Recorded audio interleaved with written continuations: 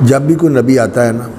یہ جو آیت ہے نا وَإِذَا أَخَذَ اللَّهُ مِيثَاقَ النَّبِيِّينَ لَمَا آتَيْتُكُم مِّن كِتَابٍ وَحِكْمَةٍ، اس کی تفسیر دونوں طرح کی ہے علماء کہ ہر نبی جو تھا نا اس کو یہ حکم ہوتا کہ جو اور نبی ہے اس کی تصدیق کرو، دوسرے نبی جو آپ کے وقت میں موجود ہیں نا ان کی تصدیق اور تائید کرو، اور جو آنے والا ہے اس کے بارے میں بتاؤ کہ اگر وہ آ جائے تو اس کی بھی تصدیق کرنی، اس کو بھی ماننا ہے۔ تو نبیوں کی تعلیم جو ہے وہ سب کی مشترک ایک ہی تعلیم ہے، اللہ کی عبادت اور وقت کے پیغمبر کی اتباع و اطاعت، یہی سارے نبیوں کی تعلیم رہی، عبادت اللہ کی اور وقت کا جو پیغمبر ہے اس کی اطاعت کرنا اور اس کی اتباع کرنا،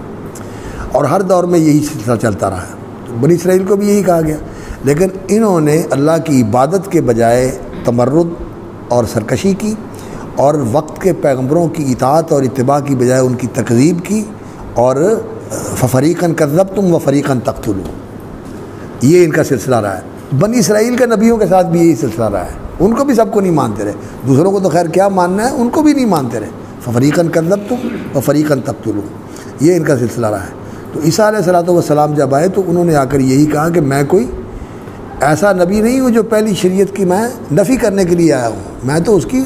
تصدیق کرنے کے لیے آیا ہوں، مصدقا لما بین یدی من التوراۃ، اور کچھ آسانیاں لے کے آیا ہوں، وَلِيُحِلَّ لَكُمْ بَعْضَ الَّذِي حُرِّمَ عَلَيْكُمْ، جو پہلے سختیاں تھیں ان سختیوں کو دور کر کے تمہارے لیے آسانی کا دروازہ کھولنے کے لیے آیا، وَلِيُحِلَّ لَكُمْ بَعْضَ الَّذِي حُرِّمَ عَلَيْكُمْ وَجِئْتُكُمْ بِآيَةٍ مِّن رَّبِّكُمْ فَاتَّقُوا اللَّهَ وَأَطِيعُونِ إِنَّ اللَّهَ رَبِّي وَرَبُّكُمْ فَاعْبُدُوهُ هَٰذَا صِرَاطٌ مُّسْتَقِيمٌ۔ تو ان کو یہی حکم تھا کہ جو موسیٰ علیہ السلام کی شریعت ہے اس کی پیروی کرو اور عیسیٰ علیہ السلام کی بھی تصدیق کرو، لیکن انہوں نے نہ تو اس کی پیروی کی